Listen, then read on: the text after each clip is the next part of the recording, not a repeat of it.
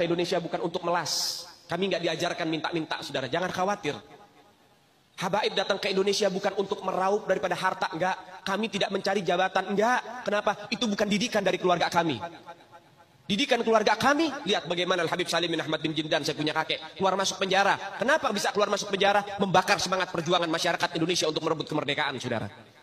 Al-Habib Ali bin Abdurrahman Al-Habsyi Kuitang, beliau yang memfatwakan ketika tanggal 17 Agustus Soekarno membacakan teks proklamasi mendeklarasi daripada kemerdekaan Indonesia. Beliau di hari Jumat itu, ba'da Jumat beliau fatwakan, sekarang saya fatwakan setiap tanggal 17 Agustus wajib pasang bendera merah putih di rumah-rumah kalian. Siapa yang nyuruh? Itu fatwa Habib Ali bin Abdurrahman Al-Habsyi Kuitang.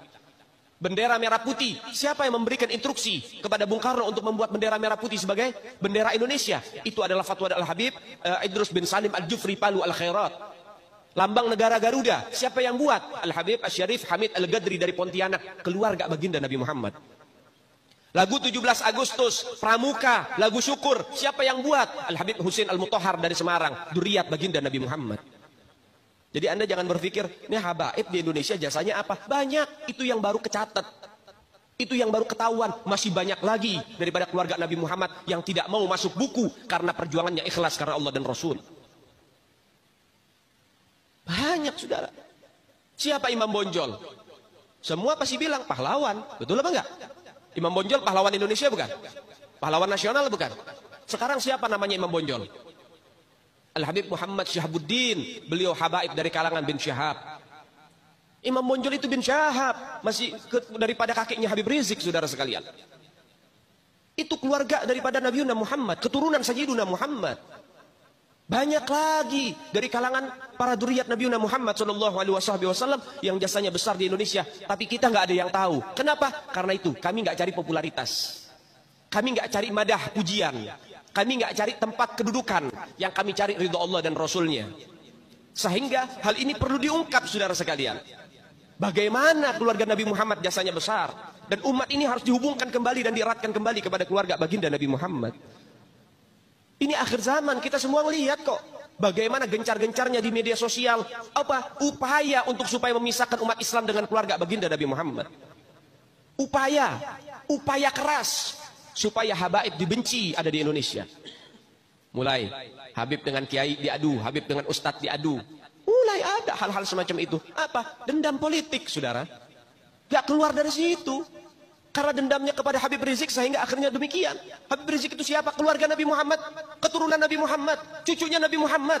Beliau bukan penjahat kok, bukan koruptor. Beliau nggak pernah bawa lari uang rakyat. Beliau nggak pernah ngerugiin negara. Beliau tidak pernah mencemarkan nama baik negara. Beliau itu bukan penjahat, saudara. Bukan penjahat. Apa masalahnya dia? Sehingga dicecar sedemikian rupa. Cuman masalah prokes doang, 4 tahun, saudara. Berapa banyak di luar sana pejabat, aparat, bahkan rakyat yang melanggar prokes gak ada yang ditahan. Kenapa cuman Habib Rizik yang ditahan?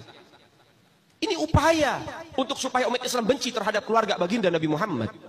Hati-hati, saudara sekalian. Nabi bilang, man mata ala bugdi ahlul bait mata yahudian atau nasranian. Siapa orang yang mati membawa benci kepada keluarga baginda Nabi Muhammad, dipastikan mati dalam keadaan Yahudi ataupun Nasrani, atau dalam bahasa daripada sederhananya mati dalam keadaan murtad.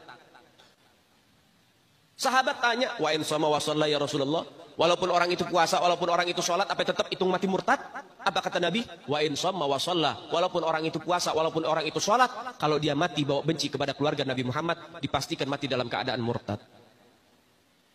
Ini Nabi yang punya mau, bukan kita habaib. Dan seharusnya yang membahas masalah fadailul ahlul bait, keutamaan para habaib, bukan dari mulut saya, bukan dari mulut Habib Khalid, wala Habib yang lain, bukan. Tapi murid daripada mulut para guru-guru kita. Mereka yang lebih punya kewajiban untuk membahas masalah ini ke umat, saudara. Kenapa? Supaya tidak ada fitnah.